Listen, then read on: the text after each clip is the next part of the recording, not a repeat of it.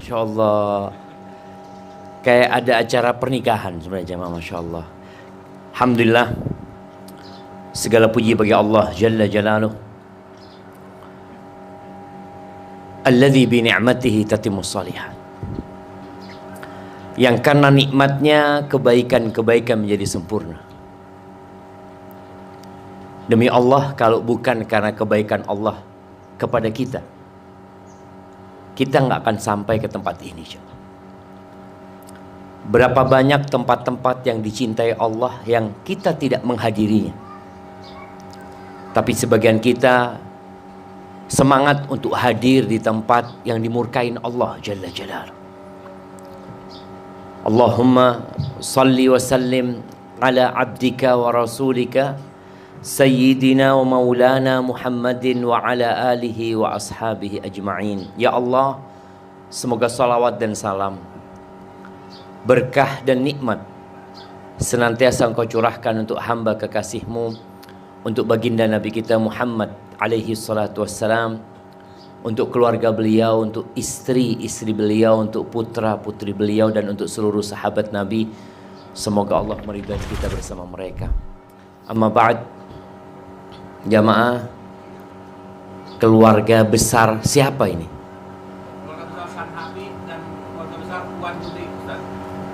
Keluarga besar Tuan Zuhri sama Wan Judi sama Sanhafi. Sanhafi. Iya, Sanhafi. Masya Allah jamaah. Ini kumpul kayak gini berapa pekan sekali? Hah? Berapa bulan sekali? Ini kumpul yang keberapa? Tahun ini yang keberapa ini?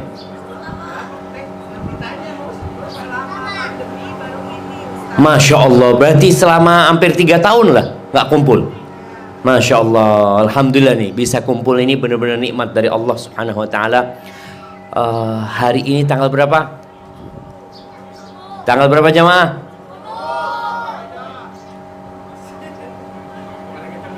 Tanggal berapa? 10. Tanggal 21. Kok tanggal 10? Tanggal berapa jamaah? 21. Betul 21. 21 apa? 21 Juni. Kok Juni?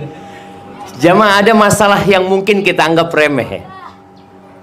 Masalah penanggalan. Ini yang hadir semua di sini muslim kan? Oke. Orang Islam itu punya kalender sendiri. Sejak 1444 tahun yang lalu. Tapi sebagian kita ngakunya muslim, tapi nggak tahu sama kalender Islam. Tahunya cuma ada di bulan Dzulqa'dah. Ada bulan yang katanya Allah bulan-bulan haji. Al-hajju ashhurun ma'lumat. Sebagian kita sudah berangkat haji. Tapi kadang-kadang dia nggak tahu proses haji itu gimana sebenarnya sih. Masya Allah, silahkan nih, Masya Allah. Ini ketemu keluarga semua ceritanya ini. Ahlan wa sahlan.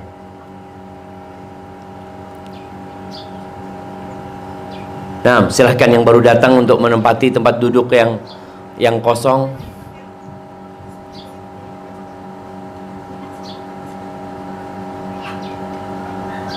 Masya Allah, Masya Allah.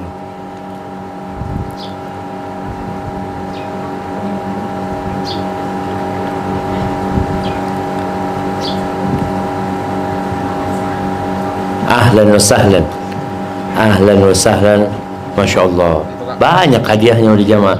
Kayaknya hadiah taruh di sana nih. Baik. Bulan haji itu ada 3. Siapa yang bisa nyebutin? Bulan haji, katanya Allah, al-hajju ashhurun ma'lumat. Haji itu di bulan-bulan yang sudah dimaklumi. Bulan apa aja? Naam? Jamaah. Ya, bulan apa nih? Anak-anak nih, anak-anak kayaknya lebih pintar dari bapaknya nih. Ya, bulan apa aja? Dzulhijjah, Dzulqa'dah, Syawal. Masya Allah, maju ke depan. Masya Allah, maju ke depan. Masya Allah, ahlan wa sahlan. Mau yang mana hadiahnya? Milih sendiri nggak apa-apa. Masya Allah, barakallahu fikum. Siapa namanya? Khalid. Masya Allah, barakallahu fikum Khalid. Silahkan duduk Khalid. Masya Allah, kita lihat alhamdulillah Khalid bisa jawab. Khalid anaknya siapa? Oh, itu bapaknya.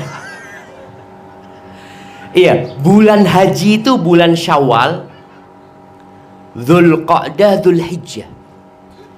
Coba kalau kita taunya tanggal 10 Juni, nggak ada kaitannya dengan ibadah sama sekali.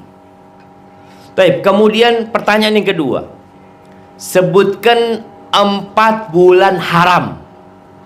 Tuh, kalau ada bulan haji, ada 4 bulan haram, yang semuanya ini kalender umat Islam gitu. Kita yang ngaku muslim kadang-kadang nggak usah, anak pokoknya Islam biasa-biasa aja. Urusan kalender urusan paling biasa. Tiap hari kita itu ada hubungannya sama kalender. Ya, sebutkan 4 bulan haram. Nah, mana yang mau jawab nih? Kayaknya semua orang tua diwakili sama anak-anaknya. Nah, ya, ada yang bisa jawab? Ya, yang mak-mak di belakang.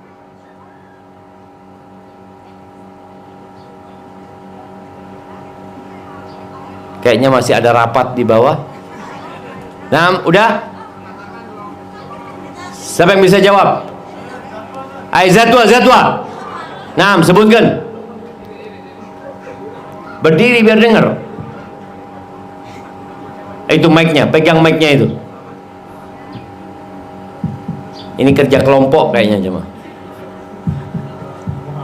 Muharram. Ramadan, bulan puasa Ramadan lah.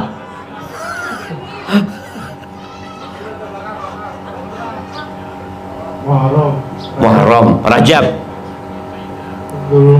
Dzulqa'dah, terus Dzulhijjah 4. Masya Allah, maju ke depan. Masya Allah.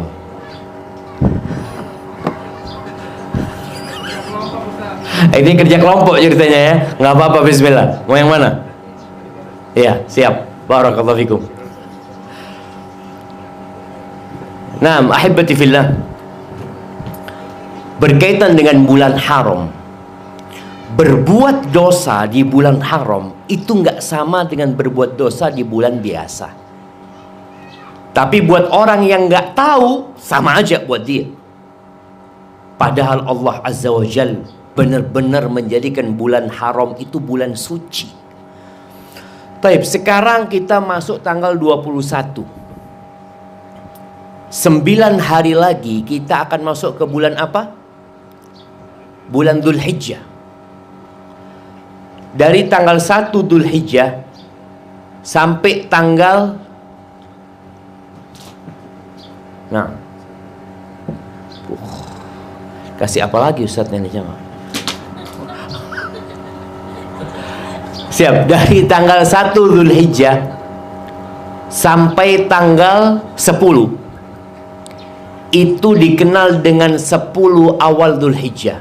Pertanyaannya, ada apa dengan 10 awal Dzulhijjah? Fadhal. Nah, jamaah sayang banget ya, kita itu kalau nggak punya ilmu, kita akan kehilangan banyak kebaikan dalam urusan dunia dan dalam urusan akhirat. Maka dikatakan man arada dunya fa'alaihi bil ilm. Yang ingin dunia harus belajar. Wa man arada al akhirah fa'alaihi bil ilm. Yang mau akhirat belajar.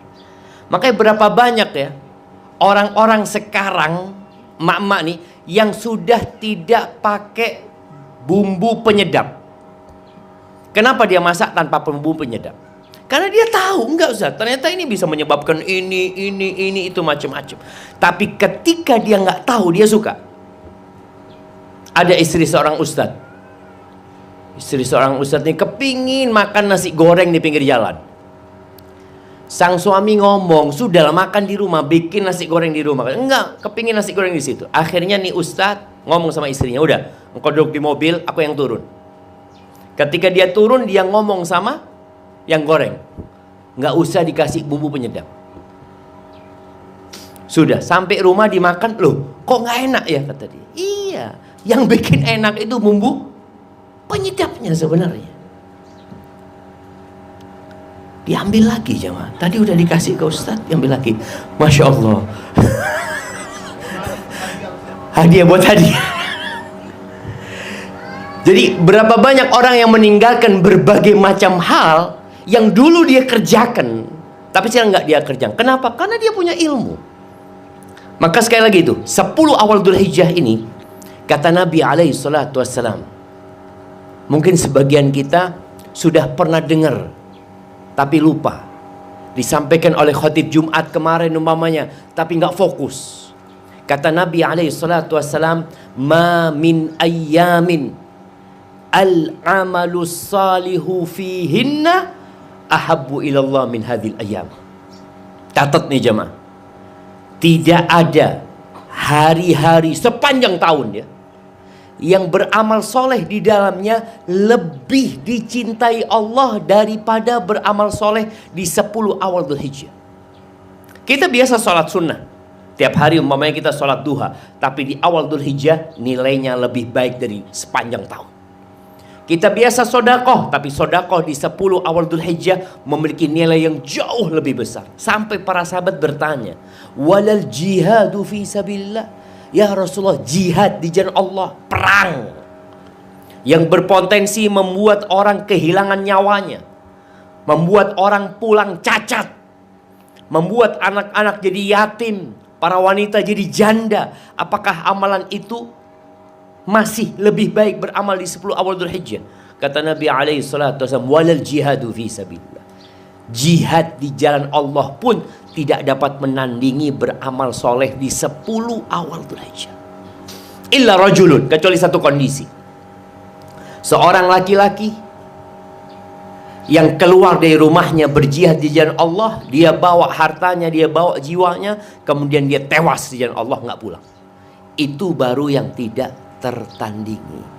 Maka jamaah, kita yang banyak dosa, kita yang mungkin ketika muda jauh dari jalan-jalan ketaatan, kita bisa sebenarnya memanfaatkan momentum 10 awal Dzulhijjah ini untuk mengganti hari-hari yang lalu. Perbanyak ibadah di sini.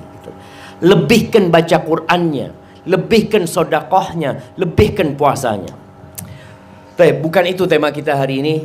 Hari ini kita akan membahas tentang rumah tangga. Ya, sebagian orang salah berprinsip dalam membangun rumah tangga. Betapa seringnya kita mendengar perceraian terjadi, perselingkuhan. Mereka berpikir bahwa rumah tangga itu dibangun di atas cinta. Kalau cinta, selesai sudah. Benarkah jamaah? Bukankah orang-orang yang menikah kemudian bercerai dulunya saling mencintai? Bukankah mereka berikrar untuk sampai mati? Bukan mereka bersungguh-sungguh mengundang semua orang dalam pernikahan mereka, diumumkan, dibikin status. Sampai sekarang kita ngelihat ada orang belum nikah sudah repot dengan apa acara yang belum nikah namanya? Yang foto-fotoan dulu, wedding. Udah jadi itu semua, 2 tahun cerai, 1 tahun cerai. Sampai ada seorang artis dunia, dia menikah, pernikahannya hanya berumur 50 jam. 50 jam, padahal pacaran bertahun-tahun jemaah. Mungkin dia sejak kuliah ya, lama dia berpacaran. Ketika menikah, umur pernikahannya hanya 50 jam. Kejadian di Jawa Tengah sana. Anak ketika hadir ke sebuah rumah, dia cerita, Ustaz, anak punya keponakan ini Ustaz, pacaran 6 tahun Ustaz. 6 tahun pacaran. Akhirnya kayaknya sejak dia SMA Ustaz, sampai kuliah. Lulus kuliah baru nikah. Wallah Ustaz, nikah 6 hari cerai. Kemana cinta yang 6 tahun? Kemana kata-kata indah yang selalu disebutkan? Kemana kata-kata manja yang selalu dituliskan? Nggak ada. Akhirnya kita berpikir, terus rumah tangga itu dibangun di atas apa, jemaah? Kenapa ada suami yang katanya cinta sama istrinya tapi dia berzina? Kenapa ada istri yang na'udzubillah, yang dia mengatakan cinta suaminya, ternyata anak yang dikandungnya bukan anak suaminya? Apakah ada? Banyak di masyarakat. Maka hari ini sebagai seorang muslim kita perlu belajar lagi. Anda lihat alhamdulillah ada sesepuh di sini yang mungkin Anda tidak akan menggurui. Mereka lebih banyak makan asam dan garam ya dalam kehidupan rumah tangga. Tapi ada juga di antara mereka yang sebenarnya sudah bosan sama istrinya. Ada emak-emak yang mungkin sudah ngelihat lakinya, ya Allah kapan mati ini orang, nggak mati-mati. Ketawa-ketawa, ada jemaah, ada. Jadi kalau tembok itu bisa berbicara, akan menceritakan keluh kesah setiap pasangan. Dan kejadian di Pekalongan sana, ada seorang rombongan emak-emak ini takziah ke rumah kawan mereka. Mak suaminya baru mati. Datang mereka, ya Allah kesian kau ya Allah yang sabar, berharap pahala dari Allah. Kata dia, apa-apa, tunggu, kata dia, apa? Kata dia, loh engkau kan mati, so alhamdulillah sudah. Capek ngurusin orang tua itu saya. Alhamdulillah mati, istirahat. Adakah yang seperti itu? Ada. Maka kita harus berpikir sekarang, rumah tangga yang sebenarnya itu dibangun di atas apa? Semua orang ketika membangun rumah tangga, dia ingin mendapatkan ketentraman, kedamaian. Terakhir kisah, siapa artis yang baru cerai atau gugat cerai jamaah, yang selalu mengatakan cinta sayang, kata netizen bohong semuanya. Enggak, dulu cinta. Ya, boleh jadi dulu cinta. Cinta itu seperti bunga, dia harus dirawat dan diserami. Cinta itu bisa layu, cinta itu bisa kering, cinta itu bisa mati. Dan apakah rumah tangga harus dibangun di atas cinta? Ketika seorang tidak cinta sama istrinya, apakah kemudian harus bercerai? Enggak. Seorang istri nggak cinta sama suaminya, apakah dia harus berpisah? Lah. Umar bin Khattab radhiyallahu taala anhu, di kota Mekah ya atau kota Madinah, ada seorang laki-laki namanya Ibnu Abi Abza. Hampir semua wanita yang dinikahin sama dia terakhir gugat cerai. Boleh jadi semuanya. Akhirnya laki-laki ini duda lagi. Karena digugat cerai terus. Suatu hari dia ingin membersihkan namanya. Bahwasanya perceraian terjadi bukan salah dia. Salah perempuan-perempuan itu, kata dia. Pulang dari masjid, dia bawa kawannya, Abdullah bin Abil Arqam, dibawa ke rumahnya. Syuf, dengarkan ya, engkau dengarkan bagaimana istriku. Datang sang suami Ibn Abi Abza mengatakan, Ibn Abi Azra, bukan Ibn Abi Abza, Ibn Abi Azra. Dia tanya kepada istrinya, anshuduki billah, demi Allah aku minta sama engkau pernyataan. Nih suami kadangkala juga ada yang bertanya pertanyaan nggak perlu dijawab, tapi dia bersumpah dengan nama Allah. Anshuduki billah, atuhibbinani, engkau cinta nggak sama aku? Kata sang istri, udahlah, jangan tanya itulah, ngomong yang lain. Akhirnya tetap maksa sang suami. Akhirnya sang istri karena suaminya minta dengan nama Allah, kata istrinya, enggak. Kalau engkau tanya aku cinta sama engkau, enggak. Akhirnya laporlah orang ini kepada Umar bin Khattab radhiyallahu anhu, Amirul Mukminin. Dibawa saksinya, nih Amirul Mukminin, tuh istriku itu nggak cinta sama aku, kata dia. Gimana aku mau hidup sama orang yang tidak mencintaiku? Akhirnya istrinya dipanggil sama Umar bin Khattab. Ketika datang istrinya ditanya, "Anti, engkau yang ngomong engkau nggak cinta sama suamimu?" Kata dia, "Ya Amirul Mukminin, innahu nasyadani billah. Wahai Amirul Mukminin, dia itu minta sama aku dengan nama Allah gitu. Lalu perempuan ini sadar, boleh aku bohong? Boleh aku dusta? Kata dia. Kata Umar, ikdzibi, nggak apa-apa bohong kau. Ternyata ada bohong yang diperbolehkan. Bohong antara suami istri yang berkaitan dengan rayu merayu, cinta mencinta ya. Suami ditanya sama istrinya, bang, engkau cinta nggak sama aku? Allah, nggak ada perempuan lain di hatiku kecuali dirimu. Padahal dia mau nikah lagi coba. Bohong dia sebenarnya. Tapi untuk urusan yang seperti itu nggak apa-apa.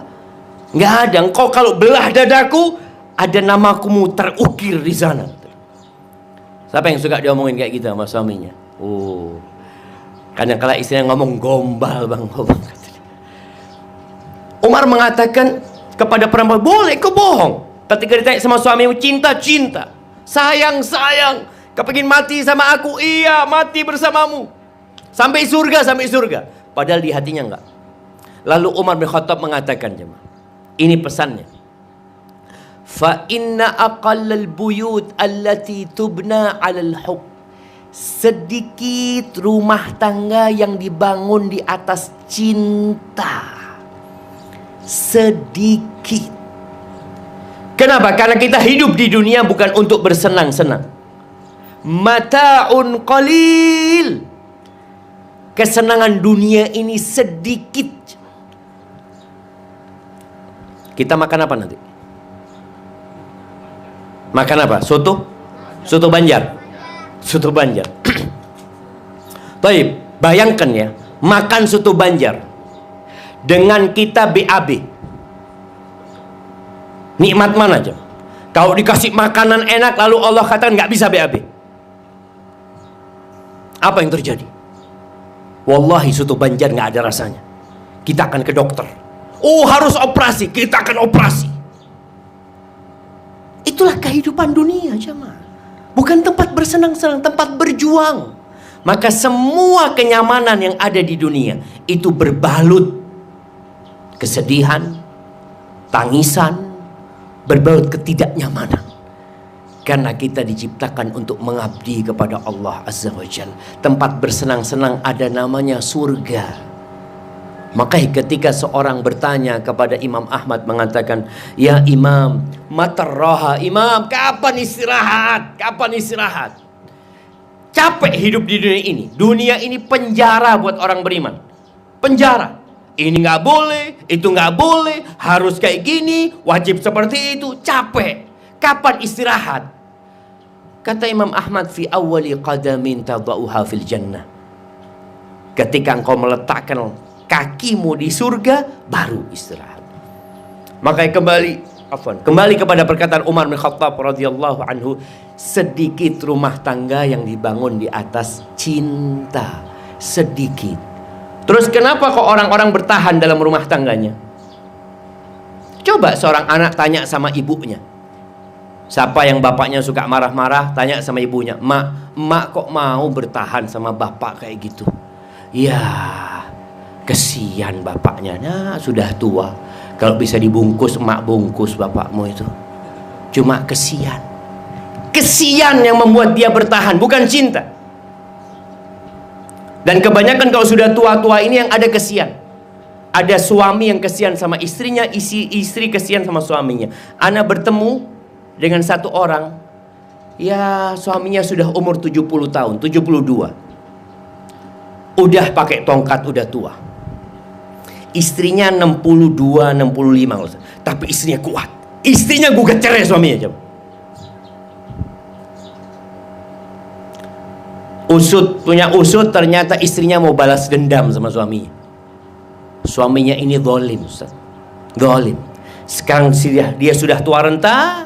Dia butuh sama anak katakan selamat tinggal. Enggak, sudah, anak capek ngurusin orang tua ini. Jamaah, rumah tangga itu sedikit yang dibangun di atas cinta. Walakinnan nas, kata Umar bin Khattab, yata'amaluna bil islami wal ihsan. Orang itu bergaul dalam rumah tangga karena dia muslim. Saya orang Islam. Saya disuruh berbuat baik kepada kucing. Muslim disuruh berbuat baik kepada anjing pun kita disuruh berbuat baik, jemaah. Bagaimana seorang pelacur ngasih minum anjing masuk surga? Masa sama suaminya, bapak anak-anaknya dia tidak berbuat baik? Masa nih orang yang dulu muda, kerja capek buat anak, sekarang anak mau tinggalkan dia? Enggak.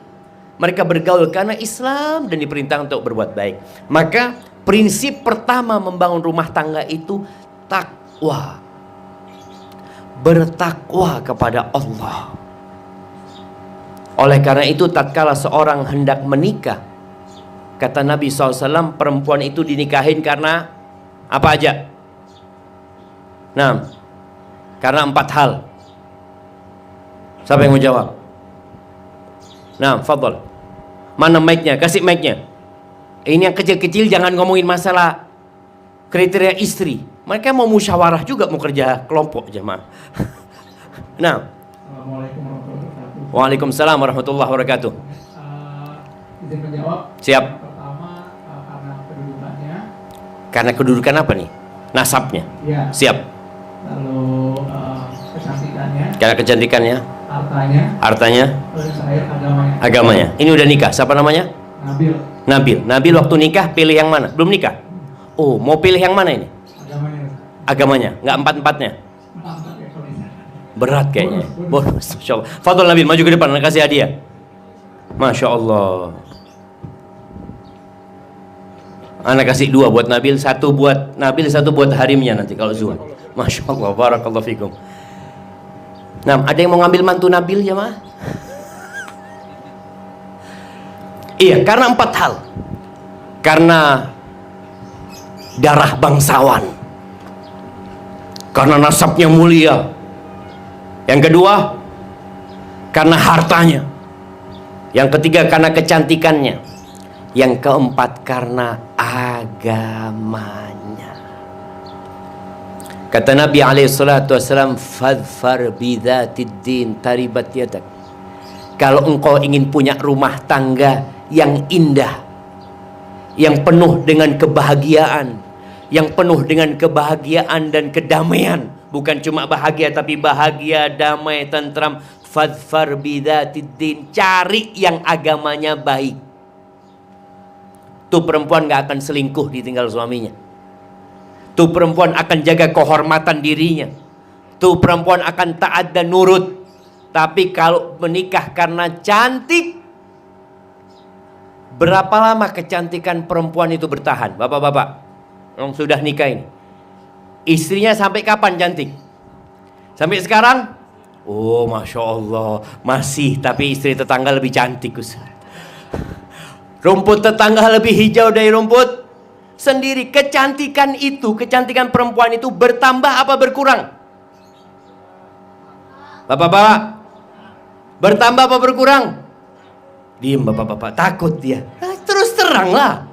Bertambah apa berkurang? Berkurang kan semangat bapak. Turun bapak. Oh, Masya Allah. Iya. Marah. Oh, nggak setuju ibu. Padahal benar kan pak? Jujur bapak ini.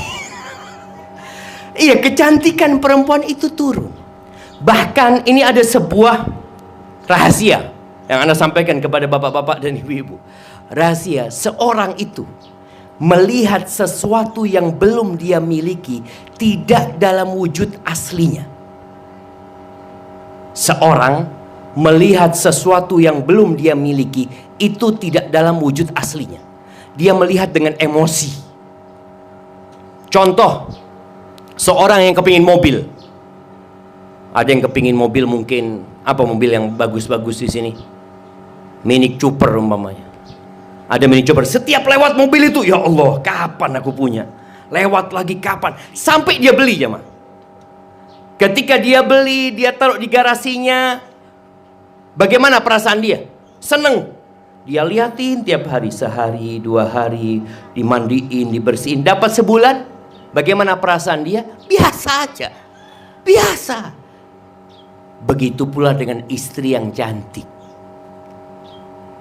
Sebelum menikah, baru lewat depan rumah, Allahu Akbar. Ya Allah, anaknya siapa ini? lihat sandalnya cantik. Jangan lihat orangnya, sandalnya. Allahu Akbar, ini sandalnya fulanah, kata dia. Setelah menikah, sebulan 2 bulan dilihat istrinya, kok biasa-biasa aja ya. Istrinya keluar dari kamar mandi pakai anduk doang, biasa aja. Padahal kemarin tidak. Begitu pula kita dalam kehidupan rumah tangga. Kenapa Nabi SAW mengatakan cari yang agamanya baik? Karena kecantikan dalam beragama bisa nambah. Tapi kalau kecantikan fisik, ya mau dirawat kayak apa, keriput ya keriput. Karena sudah tua dia. Bertambah umurnya, dia mau pakai bedak, mau 2 cm, mau 3 cm, ya udah dia bakal tua. Itu yang namanya kecantikan fisik. Tapi kalau kecantikan agama, tambah hari bisa bertambah. Nih istri ana Ustaz, waktu ana nikah dia cuma sholat 5 waktu. Sekarang 5 waktu plus sholat duha, plus sholat malam, tambah cantik. Ketika ana nikah Ustaz, dia biasa-biasa aja. Sekarang jadi nurut Ustaz.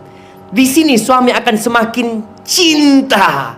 Kalau cuma melihat wajah, banyak di luar sana yang lebih cantik dari dia, jemaah. Banyak di sana. Dan selalu tadi, rumput tetangga lebih hijau dari rumput sendiri. Padahal tetangga juga ngelihat istri kita sama kayak gitu. Kok kayaknya lebih cantik istrinya fulan. Maka ingat, menikah karena takwa kepada Allah Azza wa Jalla. Ahibati fillah, di surat At-Tolaq dalam Al-Quran, Anda mau tanya nih, Al-Quran itu terdiri dari berapa surat? 6. Ayo. Angkat tangan yang mau jawab. 114, Masya Allah, kasih hadiahnya. Kirim ke sana, Masya Allah. Barakallahu fikum. Ibu-ibu, Al-Quran terdiri dari berapa surat? Mak-mak, diam aja. Yang diterangkan surat Yasin, Al-Fatihah, sama apa lagi? Al-Waqi'ah, Ar-Rahman. Al-Quran itu 114 surat. Al-Quran ini surat cinta dari Allah kepada kita, supaya kita hidupnya bahagia. Di antara 114 surat itu ada satu surat namanya surat At-Tolaq, surat perceraian. Nggak ada surat pernikahan, nggak ada. Yang ada surat perceraian. Kenapa? Kalau pernikahan orang sudah siap untuk mengumumkan pernikahannya di depan orang banyak. Tapi ketika bercerai, ada yang dia undang.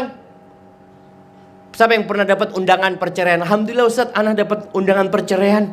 Insya Allah, yang diundang 100 orang. Ada? Nggak ada.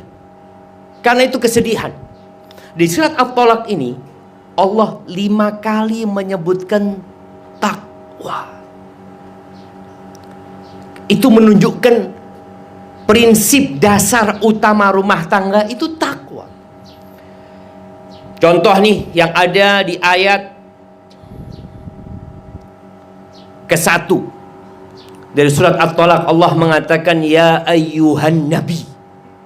Awal Allah mengatakan di surat Tolaq ini ya ayyuhan nabi, wahai nabi.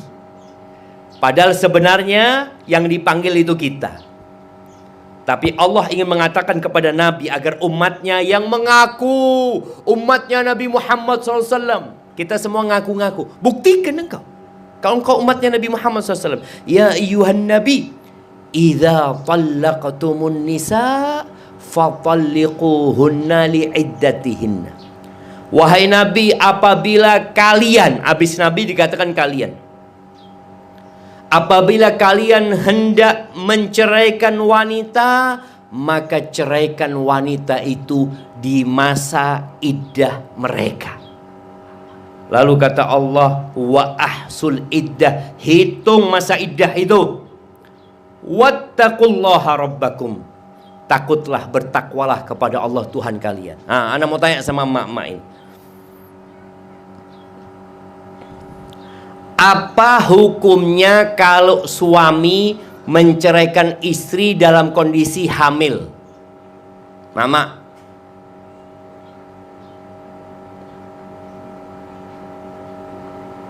Ibu-ibu, apa hukumnya? Ini udah nikah berapa tahun? Apa hukumnya suami menceraikan istri dalam kondisi hamil? Zalim nggak suaminya? Ibu-ibu, suami menceraikan istri dalam kondisi hamil, suami zalim apa enggak? Zalim. Bapak-bapak, apa hukumnya bapak menceraikan istrinya dalam kondisi hamil? Zalim apa enggak? Zalim. Padahal itu yang sunnah. Bayangin kan? Itu yang sunnah. Kenapa itu dikatakan sunnah? Karena ini berkaitan dengan masa iddah. Jadi suami yang menceraikan istrinya dalam kondisi hamil itu nunggunya lama, supaya suami mikir, masa engkau ceraikan istrimu? Itu anakmu ada di perut dia. Kalau kondisi hamil, umpamanya hamil 2 bulan, diceraikan sama suaminya, iddahnya berapa bulan? Sampai lahir. Sampai lahir iddahnya. Jadi suami ini memang disuruh menceraikan dengan berpikir dia. Jadi menceraikan yang sesuai dengan syariat itu menceraikan istri di masa iddahnya, yaitu istri ketika hamil. Sedangkan masyarakat beranggapan zalim ini. Masa istrinya hamil diceraikan? Kemana perasaannya? Kemana imannya? Padahal itu yang sesuai dengan agama. Agama ini nggak pakai perasaan. Pakai apa? Perintah Allah. Baik. Yang kedua, menceraikan istri dalam kondisi suci, belum dihubungin. Itu sunnah. Jadi dalam Islam itu bukan marah cerai, enggak. Suruh mikir, bener nggak ini sudah layak diceraikan? Oh ternyata belum Ustaz, dia lagi datang bulan, nggak boleh diceraikan. Kalau dia menceraikan, zalim dan berdosa, dan dia perlu merujuk istrinya. Kemudian, jadi yang sunnah itu menceraikan istri dalam kondisi hamil atau menceraikan istri dalam kondisi suci, belum disentuh, belum dihubungin. Kalau dia sudah dihubungi, nunggu. Jadi suami ini marah sama istrinya. Naudzubillah, di masyarakat kadang-kala jamaah, malam hari habis dihubungi, pagi diceraikan. Itu ada di masyarakat. Ini yang zalim engkau. Kalau engkau niat menceraikan istrimu, tunggu dulu. Engkau memang benci, nggak suka, tunggu dulu. Tunggu kapan? Tunggu dia suci dan engkau tidak hubungin, baru engkau katakan aku ceraikan dirimu. Tapi kebanyakan kita karena nggak belajar agama lagi, orang menikah karena suka, bukan karena takwa. Itu yang terjadi di masyarakat, berantakan. Nah, Allah katakan bertakwalah, takut sama Allah kalian. Memang tetangga nggak tahu bagaimana dia menceraikan istrinya, tapi Allah tahu bagaimana ketika dia menceraikan istrinya. Kemudian Allah katakan waman yattaqillah di ayat kedua dari surat At-Talaq. Allah sebutkan lagi takwa. Waman yattaqillah yaj'al lahu makhrajan. Nih, dalam rumah tangga mesti ada masalah. Siapa rumah tangganya yang nggak ada masalah? Semuanya. Rumah tangga Nabi SAW piring pernah pecah. Jadi kalau bapak-bapak, ibu-ibu di rumahnya pernah piringnya pecah, aman insya Allah. Makanya kalau nggak kepingin pecah, ganti piringnya pakai piring plastik. Jadi kalau lihat istrinya suka marah, udah kasih piring plastik. Fadhol. Allah katakan waman yattaqillah yaj'al lahu makhrajan. Barang siapa bertakwa kepada Allah, pasti Allah kasih jalan keluar. Jadi ketika ada masalah, kemana seharusnya kita lari? Ke Allah. Minta sama Allah Azza wa Jalla. Kadangkala perceraian tidak bisa dihindari. Sebagian perempuan kalau diceraikan oleh suaminya stres, depresi. Dia kebingungan, gimana Ustadz, anak-anak Ustadz. Anak ini hanya ibu rumah tangga. Waman yattaqillah yaj'al lahu makhrajan. Barang siapa bertakwa kepada Allah, pasti Allah kasih solusi. Rizki wa yarzuqhu min haitsu la yahtasib. Allah kasih rizki dari arah yang tidak disangka-sangka. Kebanyakan kita itu berpikiran rizki itu dari siapa? Dari suami. Sebagian kita berpikir rizki anak karena anak bekerja keras, karena anak seorang insinyur, karena anak orang yang pintar, karena anak punya perusahaan. Ingat yang kasih rizki Allah. Berapa banyak yang punya ribuan perusahaan bangkrut. Orang yang bertakwa tenang hidupnya. Suaminya mati, mungkin suaminya mendolimin dia, dia bertakwa kepada Allah, Allah kasih solusi. Ada perempuan-perempuan yang suaminya tidak memberikan nafkah. Gimana Ustaz menghadapi suami kayak gini Ustaz? Bertakwa kepada Allah. Kalau engkau terus nuntut sama suami, kalau suami ngasih, alhamdulillah. Biasanya yang ada berantem. Kesian sama anak-anak. Wa man yattaqillah yaj'al lahu makhrajan wa yarzuqhu min haitsu la yahtasib. Allah kasih rizki dari arah yang tidak disangka-sangka. Di antara rizki dari arah yang tidak disangka-sangka itu ya hadiah. Mungkin orang tua mati, rizki apa enggak jamaah? Orang tua mati, warisan nih, alhamdulillah. Kalau bicara sedih, naam, tapi di situ ada rizki yang tidak disangka-sangka. Kadangkala orang tua anaknya mati, anaknya orang kaya mati, belum nikah anaknya. Siapa yang mewarisinya? Bapak sama ibunya. Yang jelas serahkan sama Allah Azza wa Jalla. Terus Allah juga mengatakan waman yattaqillah, di ayat keempat Allah katakan waman yattaqillah yaj'al lahu min amrihi yusra. Barang siapa bertakwa kepada Allah, maka Allah akan jadikan urusannya mudah. Itu prinsip pertama. Makanya kalau mau menikah, carilah lelaki yang soleh, carilah wanita yang soleha. Pernah datang kepada Hasan al-Basri seorang bapak. Dia mengatakan, ya Aba Sa'id, putriku ini banyak dilamar orang. Ya, sebagian orang tua punya putri Masya Allah, yang ngelamar banyak. Terus apa nasihat? Dengan siapa aku nikahkan? Milih yang mana? Mungkin orang tua akan berpikir, oh fulan kaya, fulan tampan. Kata Hasan al-Basri, la tuzawwij ibnataka illa min taqi. Jangan engkau nikahkan putrimu kecuali sama orang yang takut sama Allah, yang bertakwa sama Allah. Loh kenapa? In ahabbaha akramaha. Kalau dia cinta sama putrimu, maka dia akan memuliakan putrimu. Wa in kariha, kalau dia benci sama putrimu, bagaimana? Lam yadlimha. Itu laki tidak akan mendolimi putrimu, karena dia takut sama Allah Azza wa Jalla. Baik, kemudian prinsip yang kedua, membangun rumah tangga itu dengan berbuat baik. Jadi dalam bermuamalah jamaah, dalam Islam ini,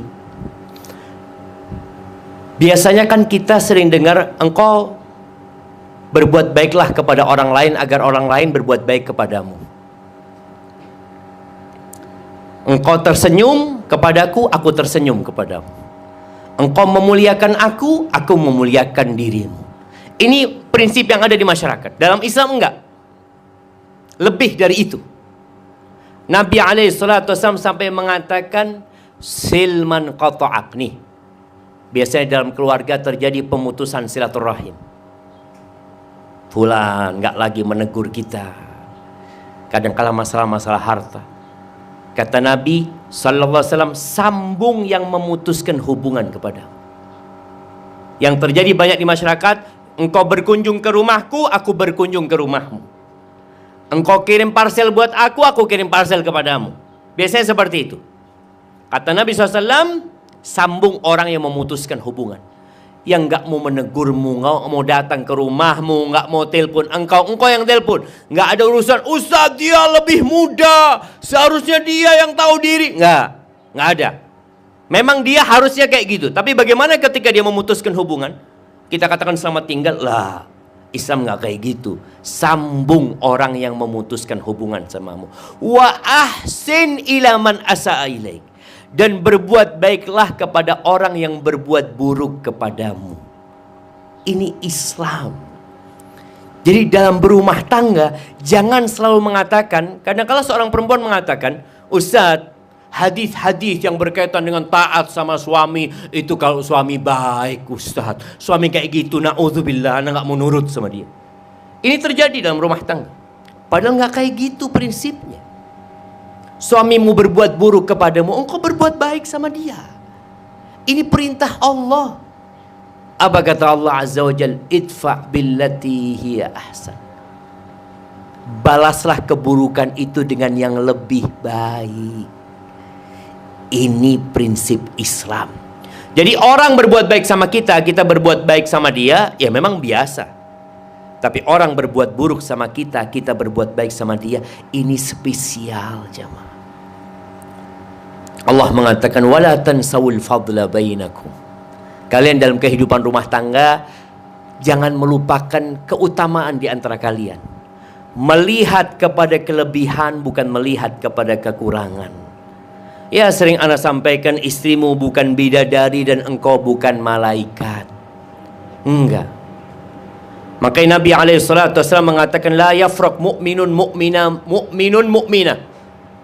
Jangan seorang suami yang beriman benci sama istrinya beriman. Istrinya beriman, bertakwa kepada Allah, cuma namanya perempuan, ada yang cerewet. Bapak-bapak, ada yang istrinya tidak cerewet? Bapak-bapak, kayaknya senyum-senyum semua. Nah, ibu-ibu ada yang gak cerewet di sini? Alhamdulillah, bapak-bapak harus bersyukur istrinya cerewet. Anak-anak kita bisa ngomong karena siapa? Karena emaknya cerewet. Coba emaknya diem, gak bisa ngomong tuh anak. Karena bapak-bapak ngajak ngomong anaknya jarang. Emak-emak ini anaknya belum bisa ngomong, masih digendong, diajak ngomong aja. Aduh, kok cantik ya ini itu, si anak melongo lihat emaknya. Itu emakmu, alhamdulillah. Jadi wajar yang seperti itu. Kata Nabi SAW, jangan benci istrimu yang beriman. In kariha minha khuluqan, kalau ada perilaku istrinya yang tidak dia sukain, selama tidak melanggar agama Allah, ya hanya untuk pelayanan. Kadangkala suami datang, istri masih pakai daster ya. Datang, ya Allah, ini istri apa ART ini, dilihat kadangkala seperti itu. Ada yang kayak gitu di rumah umpamanya, nggak suka, tapi dia sabar. Kalau dia benci dengan sebagian perilakunya, bukankah ada perilaku lain yang dia cintai? Maka melihat kepada kelebihan. Kemudian jamaah yang ketiga, Allah mengatakan fa imsakun bima'rufin au tasrihum biihsan. Dalam berumah tangga ini nggak boleh ada KDRT. Islam nggak kenal KDRT. Kalau engkau mau jaga istrimu, lanjutkan pernikahan dengan cara yang baik. Tapi kalau memang tidak bisa dilanjutkan, maka ceraikan dengan cara yang baik. Tidak harus berantem, tidak harus pukul-pukulan. Sedih jamaah ketika kita melihat ya berita, ini dua orang sejoli, Masya Allah. Awalnya dikatakan ya rumah tangga yang harmonis, tahu-tahu istrinya gugat cerai di pengadilan karena suaminya KDRT. Suaminya juga melaporkan di pengadilan, istrinya juga KDRT. Rumah tangga seperti apa? Rumah tangga yang tidak dibangun di atas takwa. Engkau memang gak cocok, gak bisa dilanjutkan, sudah dimediasi, ya udah, kita cukup di sini. Mungkin memang kita tidak ada kecocokan. Dan berapa banyak suami istri yang bercerai, kemudian suaminya menikah lagi, istrinya menikah lagi, rumah tangganya harmonis. Karena boleh jadi suaminya tidak sabaran. Akhirnya suami dapat istri yang penyabar. Si istri seperti itu juga. Dia melihat suaminya na'udzubillah, kemudian dia bercerai, dapat suami yang penyabar. Ada ketidakcocokan yang tidak bisa dilanjutkan, cukup. Maka fa imsakun bima'ruf au tasrihum biihsan. Ya, jangan cuma nuntut hak, tapi berikan hak lawanmu. Kita kadang kala sama pekerja kita, gajinya cuma 50.000, kita tambahin 60.000. Kita tambahin 100.000. Sama istri lebih seharusnya jemaah. Jadi kalau nafkah istri cukupnya, istri anak cukupnya ini, Ya 10 juta lah Ustaz, sebulan. Tapi sang suami mengatakan, nih anak kasih 15 juta. Itu ihsan. Itu ma'ruf. Ada hal-hal yang bukan kewajiban suami. Umpamanya, orang tua istri sakit, diopnam di rumah sakit. Apakah menantu wajib membayarkan biaya mertua sakit? Jamaah, apakah mantu punya kewajiban untuk membayar biaya mertua sakit? Wajib apa enggak? Enggak, kewajiban anaknya. Dia menantu. Dia menantu. Tapi inilah ma'ruf, aku bantu. Aku tolong. Itu yang namanya ma'ruf. Jadi kita berbuat baik. Seorang istri, apakah istri punya kewajiban berbakti sama bapak ibunya suami? Ya ma, punya kewajiban apa enggak? Enggak. Dia wajib berbakti sama emaknya, sama bapaknya. Dia wajib berbakti kepada suaminya. Tapi termasuk ma'ruf, dia bantu suaminya berbakti sama orang tuanya. Ini namanya ma'ruf. Jadi kalau kita duduk bicara hak dan kewajiban, ya kita akan mengatakan ini hak, ini kewajiban. Tapi bukan hanya itu dalam Islam. Ada yang namanya ma'ruf. Itu bukan kewajibanku, tapi aku akan membantu dan menolongmu. Kenapa? Karena takwa kepada Allah Azza wa Jalla. Jadi poinnya di takwa itu. Baik, yang keempat, sabar.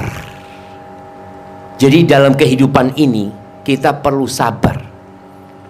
Seorang yang jomblo, nih Nabil masih jomblo, saya lagi jomblo, itu harus sabar karena dia jomblo. Kadang-kadang Allah Ustaz, fitnah Ustaz, perempuan Ustaz, anak kepingin nikah ini. Nikah harus sabar lagi. Antum harus sabar menghadapi istri, harus sabar menghadapi mertua, harus sabar menghadapi ipar. Nanti punya anak tambah ruwet lagi. Yang namanya rumah tangga ini isinya masalah. Wallah jamaah, isinya masalah, maka diperlukan kesabaran. Ana masih ingat ketika Ana menyelesaikan S3 di Madinah, di tahun terakhir Ana gak kuat sudah. Menghadapi istri sama anak-anak 4 itu gak kuat. Karena pagi Ana harus antar mereka ke sekolah, nanti jemput sekolah, istri mau belanja, ini tuh ya Allah, Ana harus menyelesaikan disertasi, gak selesai-selesai. Ana ngomong sama istri Ana, afwan ya, Ana mau pulangkan kalian semua ke Indonesia. Ana gak kuat, Ana takut gak selesai disertasi. Butuh kesabaran. Jadi orang tua butuh kesabaran. Maka dalam berumah tangga, setelah bertakwa, waman yattaqi wa yasbir, siapa bertakwa dan sabar, selesai sudah. Selesai hidupnya. Akan penuh dengan kebahagiaan. Maka kata Nabi SAW, wa ma'u'tiya ahadun ata'an khairan wa awsa' minas sabr. Nggak ada pemberian Allah yang lebih luas, yang lebih baik daripada kesabaran. Tapi kesabaran perlu dilatih. Kata Nabi SAW, wa man yatasabbar yusabbirhullah. Barang siapa yang melatih dirinya, nahan dirinya untuk sabar, Allah bikin dia sabar. Sebagian orang mengatakan, Ustadz, sabar itu kan ada batasnya. Oh, ini sudah mulai nggak kuat nih. Ada batasnya? Nggak ada.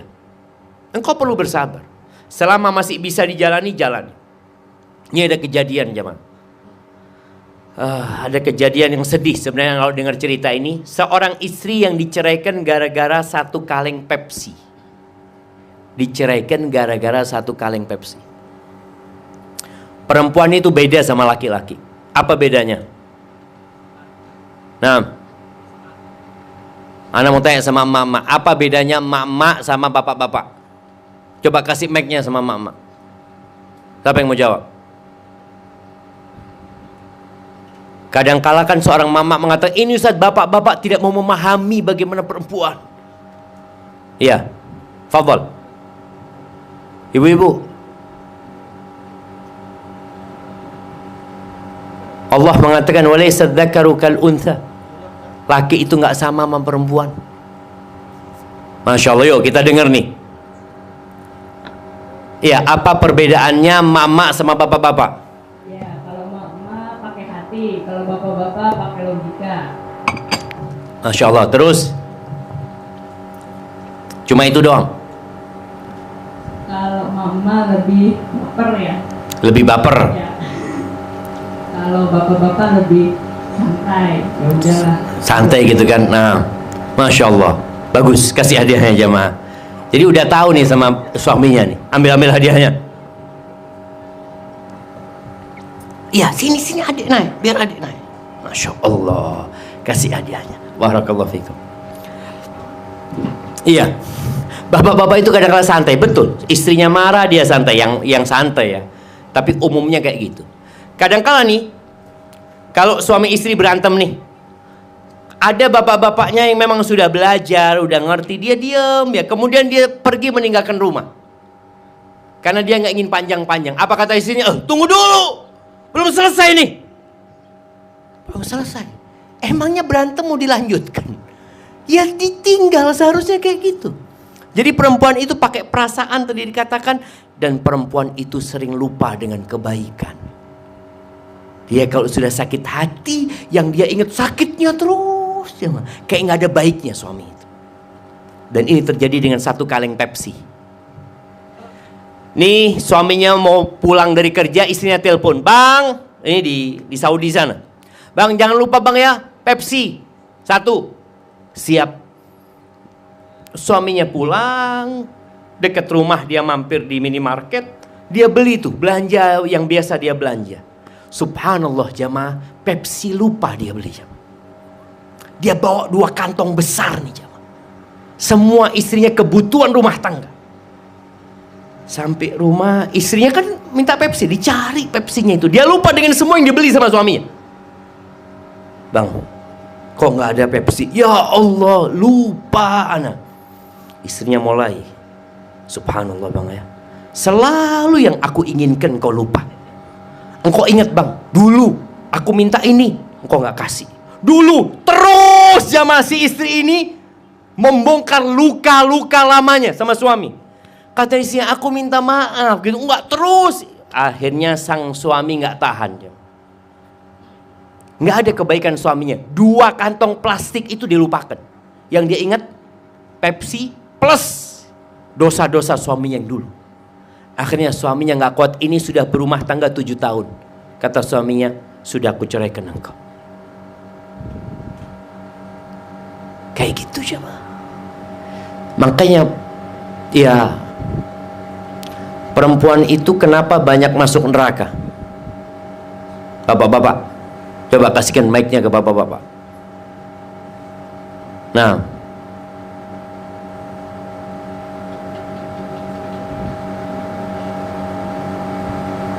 bapak-bapak, Masya Allah. Iya, tafadhal. Sering mendustakan kebaikan-kebaikan suami. Masya Allah. Ana mau tanya, ibu-ibu betul? Betul ibu-ibu? Apa nggak terima ibu-ibu? Betul. Nabi SAW mengatakan, kasih hadiahnya jemaah, belum hadiahnya, fadal. Nih, Masya Allah. Jadi kasihkan hadiah, tukar fulus nanti di sana.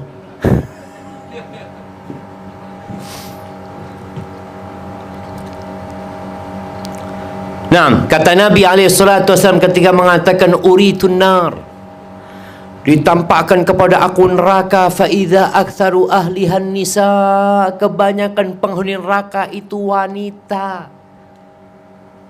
Ada seorang wanita yang tanya, walima ya Rasul, kenapa? Nggak terima nih perempuan, dia kepingin tahu kenapa kebanyakan wanita itu masuk neraka. Apakah karena dia nggak sholat? Enggak, dia sholat, dia puasa, tapi ada satu dosa yang dia anggap nggak dosa. Dia lupa kalau itu dosa. Sebagian wanita rajin mengaji, rajin baca Al-Quran, rajin sodakoh, tapi lupa dengan satu dosa. Kata Nabi SAW, yakfurnal ashir wa yakfurnal ihsan. Dia kufur sama suaminya, nggak berterima kasih sama suaminya. Dia kufur dengan kebaikan suaminya. Lau ahsanta ila ihdahunad dahr. Ini buat suami yang baik tentunya. Kalau engkau berbuat baik kepada istrimu sepanjang tahun, 1 tahun dia berbuat baik sama istrinya, thumma ra'at minka syai'an, kemudian dia lihat engkau melakukan sesuatu yang menyakitkan hati dia, kayak tadi Pepsi itu, Nyakitkan hati dia. Dilupakan di permintaan dia. Keinginan dia tidak diberikan. Mungkin dia lebih mengutamakan orang tuanya, mungkin dia lebih mengutamakan adiknya atau siapa. Pokoknya melihat suaminya menyakiti hatinya. Apa kata perempuan ini? Ma ra'aitu minka khairan qad. Enggak pernah aku melihat engkau menyenangkan hatiku. Enggak pernah engkau memberikan sesuatu kebaikan buat aku. Subhanallah. Ini Nabi yang mengatakan alaihi salatu wassalam. Berarti perempuan harus lebih fokus ya, memperbaiki sifat dan karakternya ini. Bukan berarti nggak bisa dirubah, bisa dirubah, bisa dirubah. Ada kisah di Andalusia, ketika Andalusia masih negeri Islam jamaah. Ada seorang istri raja yang dia melihat gadis-gadis kampung, bocah-bocah kampung itu main lumpur. Biasanya kalau mau tanam padi atau apa, kan sawah itu diisi air ya. Itu anak-anak desa itu, ya Allah, mandi lumpur jemaah. Istrinya raja kepingin mandi lumpur jemaah. Antum bayangin ya, orang kaya itu kadang-kala kalau ngelihat orang desa naik mobil pickup di belakang, itu kepingin gitu. Ya Allah, kata dia. Padahal yang naik pickup kepingin naik yang pakai AC gitu jemaah. Tapi yang pakai AC kepingin naik pickup tuh di belakangnya tuh. Ini istri raja kepingin mandi lumpur. Tapi mana mungkin istri raja mandi lumpur. Akhirnya sama raja ini dibikinkan kolam coklat. Coklat. Itu istrinya mandi coklat. Ya Masya Allah, bahagia banget. Suatu hari kerajaan ini runtuh.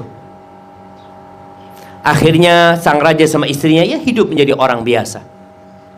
Ya ada masalah lah dalam rumah tangga ya. Istrinya sakit hati sama suaminya. Lalu istrinya mengatakan, Wallah ma ra'aitu minka khairan qad. Demi Allah aku gak lihat engkau berbuat baik sedikit pun. Gak pernah nyenangkan hatiku. Sang suami jamaah ingat dengan kebaikan dia mandi coklat itu. Maka tanya, wala yaumul wahl, hari yang aku bikinkan coklat buat engkau seperti lumpur itu, aku gak berbuat baik. Hari itu juga engkau gak berbuat baik sama aku. Itu sifat perempuan. Maka di sini suami perlu sabar menghadapi istri yang kadang-kala melupakan kebaikannya. Kayak tadi urusan Pepsi, yang istri mengungkit-ungkit kejelekan suaminya, kesalahan suami, sabar. Kalau enggak ya bercerai jadi. Kalau sudah bercerai menyesal. Berapa banyak yang bercerai 3 kali, Allah ya apa saja caranya supaya bisa balik lagi. Karena masalah itu ada ya. Maka perlu kesabaran. Yang terakhir, damai. Tidak semua yang diminta oleh suami didapat dari istrinya. Tidak semua yang diminta istri didapat dari suaminya. Kadang-kala haknya tidak diberikan. Suami ngasih nafkah Ustadz, ya nggak cukup sebenarnya Ustadz. Ya sudah gimana? Istri mungkin bisa bantu usaha. Ya. Mungkin yang ada dikelola dengan baik. Ya. Suami juga seperti itu. Mungkin istrinya tidak bisa masak dengan enak. Ya udahlah gimana? Nggak bisa masak dengan enak, mungkin bisa cari pembantu. Padahal itu seharusnya istri yang melayani suaminya seperti itu. Jadi ada hal-hal yang kita perlu berdamai dalam rumah tangga ini. Istri sakit kena stroke, nggak bisa melayani suaminya. Apa yang terjadi? Suami nggak bisa dilayani. Ya coba damai bagaimana supaya rumah tangganya tetap bertahan, dia tetap menjadi istri, tapi suaminya masih bisa menyalurkan syahwatnya umpamanya. Mungkin suaminya suruh kawin lagi atau apa, yang penting kau jangan cerai sama aku. Itu damai dalam rumah tangga. Karena ada istri yang sakit parah nggak bisa melayani suaminya, dia mengatakan engkau jangan kawin lagi, mau berzina nggak apa-apa tapi jangan kawin lagi. Na'udzubillah min dzalik. Ini karena prinsip pertamanya bukan takwa.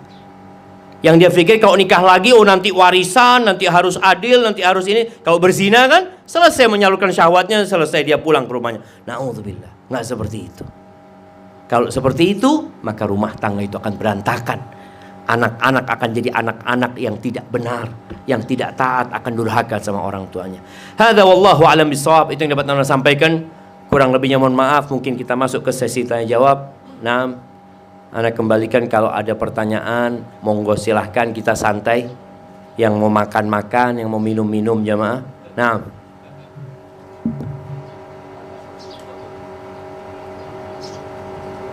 ada yang mau tanya? Assalamualaikum warahmatullahi wabarakatuh Ustaz. Waalaikumsalam warahmatullahi wabarakatuh. Ada yang sih pertanyaan bukan teman Ustaz. di WA pertanyaan Ustaz terkait pilihan pendidikan anak ya. Jadi ini ada suami istri punya anak perempuan SMP mau naik SMA. Suaminya pengen anaknya itu sekolah umum, sementara istrinya pengen sekolah agama. Nah akhirnya istri itu ke pokoknya anak harus ke sunat. Anaknya pun mau Ustaz ke sekolah sunat. Nah akhirnya suami bicara begitu Ustaz, saya nggak ridho kalau kayak gitu. Nah itu gimana Ustaz? Apakah memang suami istri itu berdurhaka sama suaminya atau bagaimana Ustaz?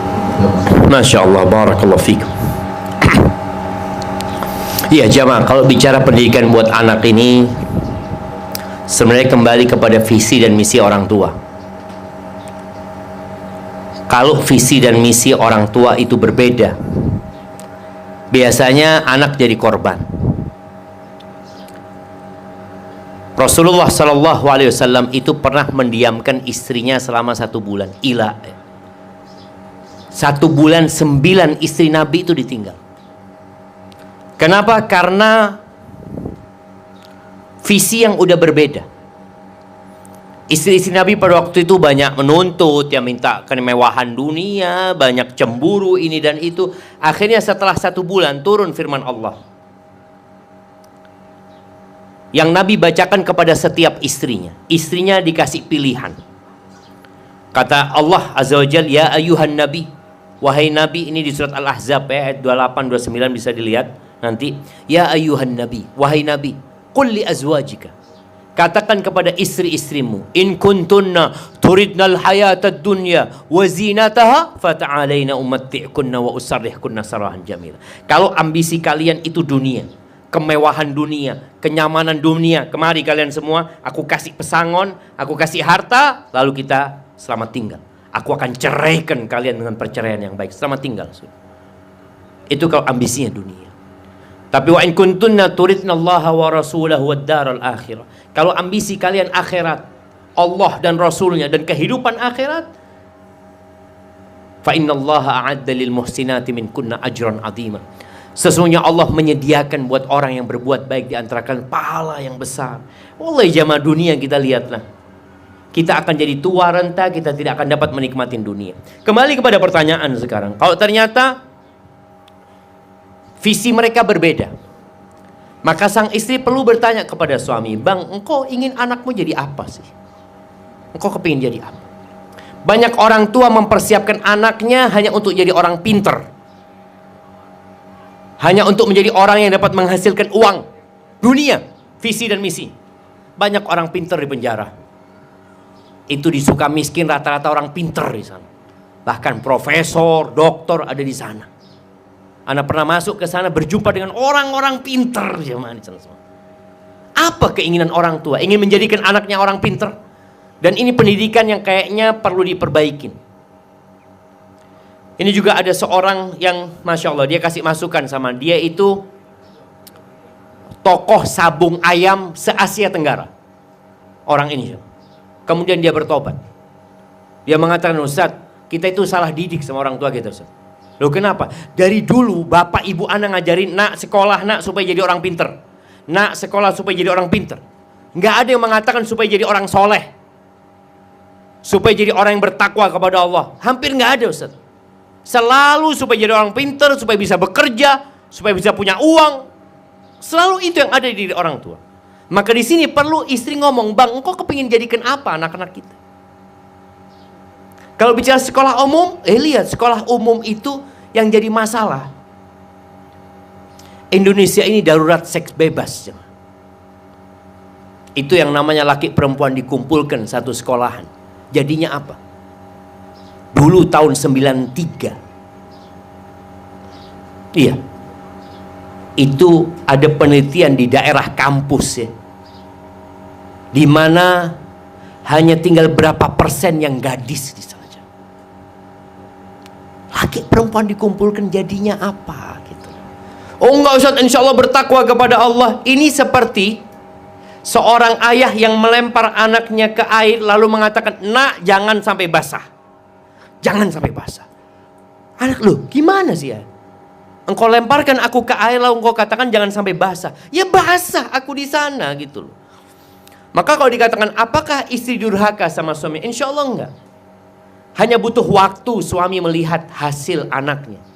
Anaknya jadi apa nanti? Anaknya jadi anak yang berbakti kepada orang tuanya. Jadi anak soleha. Sebagian orang berpikir terus terang jemaah, ya kurang lurus pemikiran dia. Di Jakarta ini, kalau nggak salah di daerah Astagfirullahaladzim, Menteng sana. Kalau anda nggak salah, mungkin nanti diperbaikin kalau anda salah. Ada sekolahan namanya Canisius. Ada yang tahu? Di mana? Di Menteng? Iya. Ini sekolahan berdiri tahun 29 atau 28 sebelum kemerdekaan Indonesia. Sampai hari ini sekolah khusus laki-laki. Yang bangun siapa? Katolik. Belanda yang bangun. Kenapa Belanda kok nggak dikumpulkan laki sama perempuan? Oh ini bias gender ini. Nggak ada. Itu anak-anak waktunya sekolah, bukan waktunya pacaran. Anak-anak itu dididik supaya tadi jadi anak yang soleh, yang berbakti kepada orang tuanya, yang bermanfaat buat negeri dan bangsanya. Kalau mereka sampai umur nikah nanti mereka gitu. Ini dikumpulkan laki sama perempuan, didudukkan bersama di sana. Maka yang terjadi perzinaan. Maka insya Allah tadi sang ibu kalau dia berpikir yang diinginkan bapaknya apa? Oh anaknya matematikanya bagus, anaknya ingin IPA-nya bagus, ya udah dia tetap di sekolah yang tadi khusus perempuan umpamanya. Nanti ditambahkan apa yang diinginkan orang tuanya. Karena sekarang terus terang masuk ke fakultas umum itu ada jalur prestasi. Di antara jalur prestasi itu hafal Al-Quran. Itu anak yang hafal Quran masuk UI saya Ustaz tes. Seperti itu. Jadi mungkin tinggal dilihat fokus kepada apa yang dikhawatirkan. Kadang-kadang bapak itu khawatir kan, khawatir anaknya seperti itu. Wallahu a'lam bishawab. Nah. Terus dikira pertanyaan cukup kali ya, pertanyaan cukup ya, ada lagi ya, biar kita langsung closing. Atau ada yang mau tanya lagi nggak? Oke.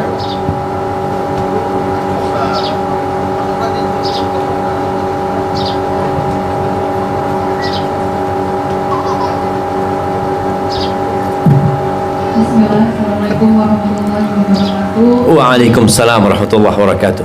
Assalamualaikum jazakumullah khair Ustazi untuk ilmunya. Barakallahu fikum. Saya Mbak Ika dari Blackstream Ustazi. Masya Allah, orang Lampung ini. Masya Allah. Nah, tafadhali Mbak Ika. Aku Ustazi izin bertanya. Jadi mungkin ini pertanyaan yang sering dilontarkan anak-anak futsal sih ke saya. Kan kalau menikah itu agama lelakinya harus lebih di atas dari wanitanya atau setara dengan wanitanya gitu. Tapi gimana saja untuk menasehati kalau ada anak yang bertanya seperti kayak sebenarnya hati nuraninya mereka tuh juga selalu kalau ditanya pengennya punya istri yang soleha, pengen punya istri yang istilahnya yang baik gitu. Walaupun memang ya maksudnya masa-masa labilnya mereka ya istilahnya carinya yang cantik dulu gitu, tapi nanti kalau udah nyari istri maunya yang soleha gitu saja. Tapi kadang mereka juga suka minder kayak emang mau ya mbak sama istilahnya kayak umpamanya kalau saya berharap punya istri yang hafalan Al-Qur'annya gitu kan, kayak ada hafalan Al-Qur'annya ataupun yang udah agamanya lebih tinggi gitu saja. Terus dan banyak juga susah yang di futsal itu banyak yang mu'alaf terus karena ketemu dengan wanitanya yang Islam gitu. Masya Allah, Masya Allah. Saya mohon nasihatnya dan mohon doanya Ustaz. Masya Allah, barakallahu fikum. Wa fiik wa barak, Masya Allah. Ya, kalau bicara apakah agama itu harus setara ya. Jadi kalau memang dia hafal cuma juz amma, dia harus cari istri yang hafalannya cuma juz amma. Nggak boleh dapat istri yang hafalannya 30 juz. Bicara agama ada batas minimal. Minimal agama itu orang itu melaksanakan kewajiban, meninggalkan yang haram. Itu minimal. Jadi orang itu tahu mana yang wajib dan tahu mana yang haram, dan dia kerjakan yang wajib, dia tinggalkan yang haram. Ini batas minimal. Kalau bicara dia punya hafalan Quran, ini nilai plus.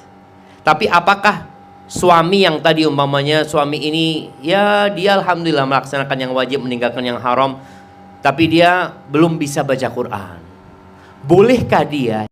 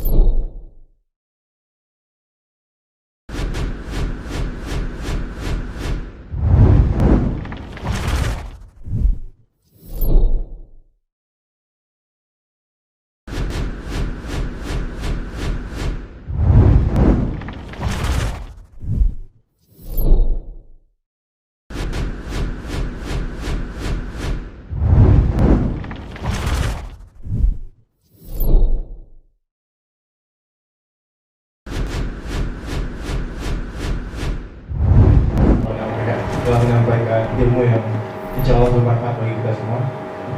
Semoga ilmu yang disampaikan oleh beliau